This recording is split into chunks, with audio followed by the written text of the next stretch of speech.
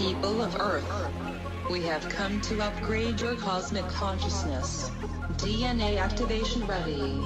In 3, 2, 1.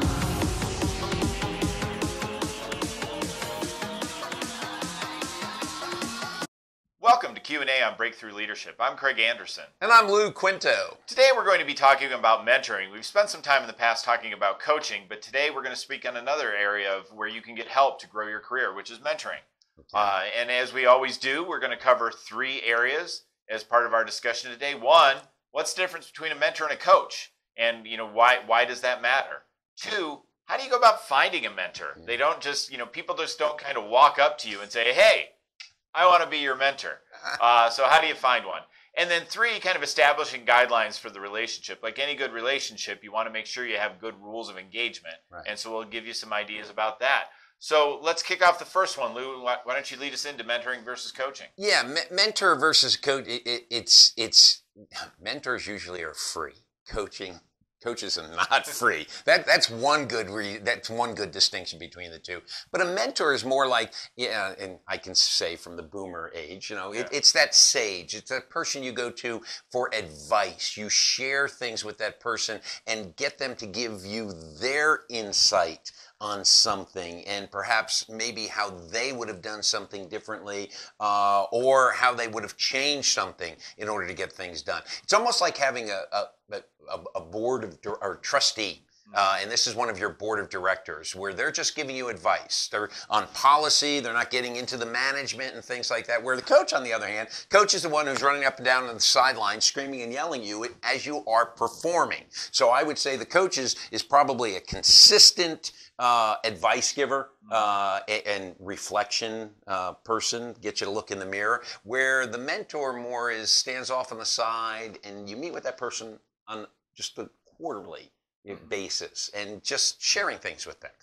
Not only business, but life too. Yeah, I think the mentor relationship is very different from coaching, right? Coaching is, and the mentor is different from consulting too, for that matter, right? The coach is really helping you kind of clarify and achieve your goals and help you deal with the obstacles that you're doing. But the mentor may actually step in to help you kind of figure out what those goals are and say, hey, when I was where you are, I was thinking about this, but this, these are some of the things you might consider that my experience showed me I ran into. Right. Let me share with you the benefit of my experience. Mm-hmm. And so the mentor is kind of like, the coach is not going to take you out for a beer.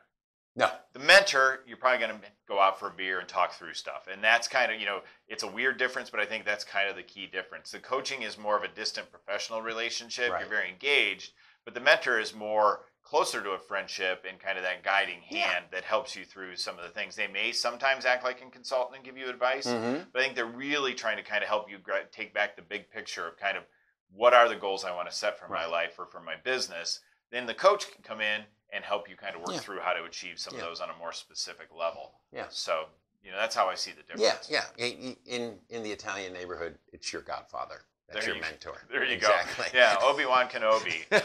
So the next thing we're going to cover is finding a mentor. Lou, what are you looking for when you're finding a mentor? Well, one of the things you want to look at is one, it's always good if they do something that professionally is very close to what you're doing. It doesn't need to be the exact profession, but you need someone who has the idea of the profession that you're in, the career that you're in, because their advice will probably be more stable.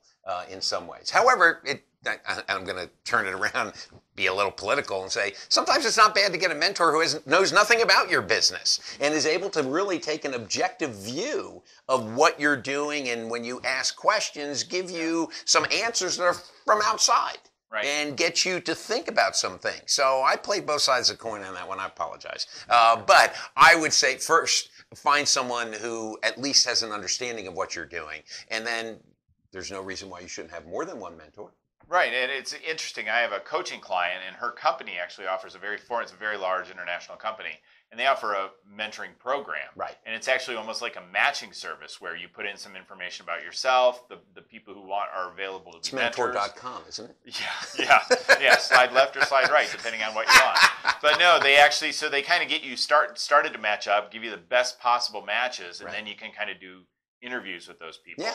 And she's taken a really interesting approach because she's more on the business side, the accounting side, and she's trying to figure out, do I want that or do I want a mentor from an area I don't know that maybe can help me Sure. think of where I want to go, because she's pretty early on in her career and may have an opportunity to switch into more of a business side versus a back office side of the business. So she's kind of saying, all right, where am I, there's some value in it for me to kind of look for someone outside of strictly accounting, Right. or do I want to look for someone in accounting at this phase? Yeah. So I think it's, it's interesting. I think I applaud companies that are really trying to find ways to help their employees find mentors. Yeah, yeah, and there are very few companies that have formal mentoring type programs. The other place to find mentors is just networking. Yeah. Is make sure, and through your networking, if you find someone that piques your interest and they've been successful and you think that's someone that you would like to develop a mentor-mentee relationship with to get their advice on some different things, it would be a great way to get them if you don't have a formal one.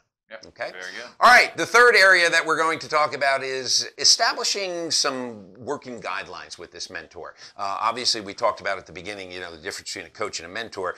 One of the first things you do with a coach is you set up guidelines. How are we going to communicate? How often we're going to do it? With the mentor, you want to make sure, one, they're not getting paid, going back to the big difference between a mentor and a coach. Yeah. So you need to be able to respect their time. And they need to respect your time too. And so what you want to do is you want to establish boundaries when it comes to time, when it comes to how often you're going to meet, when it comes to if you want your mentor to look at perhaps some sort of document that you've prepared, a report or something, and giving them the time to be able to do that, to go through it, as opposed to, I need it tomorrow, can we meet tomorrow? And so in developing that relationship, you really want to make sure that you're considering time, and you're considering how often you're going to meet, and then any of the other ancillary relationship types of things that may come into place. But they need to be established up front. I agree. I mean, it's much more of an informal relationship than hiring a Right. consultant or hiring a coach, where you're paying for their availability Right. and you're paying for them to do certain things for you.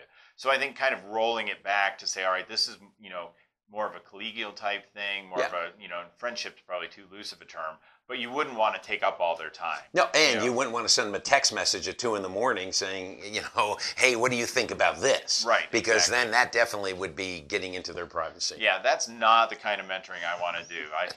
I worry enough about my kids I was calling gonna me at 2 a.m. That's what I was going to say. We both have kids. Yeah. So very good. Yeah. Excellent. Well, Lou, what are your key takeaways from this week? Key takeaways is one of the things with a mentor. If you don't have one, you should go find one, because that's that safe space for that person to just bounce things off of when it comes to your goals, when it comes to what you're doing, what you want to do, and someone that's going to give you some advice that, again, you're not paying for this advice. I can't stress that enough. And so sometimes when you're not paying for that advice and it's more of that collegial relationship, you take that advice to heart, particularly if this is a mentor that's not only a mentor when it comes to your professional life, but also a little bit on your personal life too, because the two do coincide continually.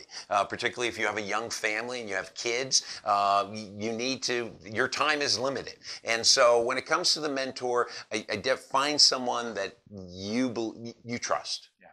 That's what I'm going to say. Someone you trust. And I think my key takeaway is the mentor is another key relationship that you want to have in your professional life, right? So there's a role to have a mentor working with you. There's a role for a coach, and there's a role for a consultant. Right. And really, as you're trying to advance your company and grow yourself, grow your company, it's really important to get people in key roles and get that support structure in place. And a lot of people don't, we kind of talk about mentors. We've spent a lot of time talking more here about coaching and consulting. Right. But I think it's kind of that well-rounded kind of board of advisors that you build in your life is what's going to help you succeed more quickly through. So, great. And that goes back to, you don't have to have just one mentor. You can have more than one mentor, and it could be for different aspects of your life. Again, that board of directors. Yeah, absolutely. Okay. All right. Well, thanks for joining us on this episode of Q&A on Breakthrough Leadership. If you enjoy our content, please like it, share it with your friends, and subscribe to our channel over on YouTube, or subscribe to the feed over on QA Leadership. And if it's hard for you to watch the videos, but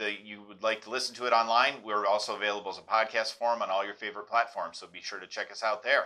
So until next time, I'm Craig Anderson. And I'm Lou Quinto.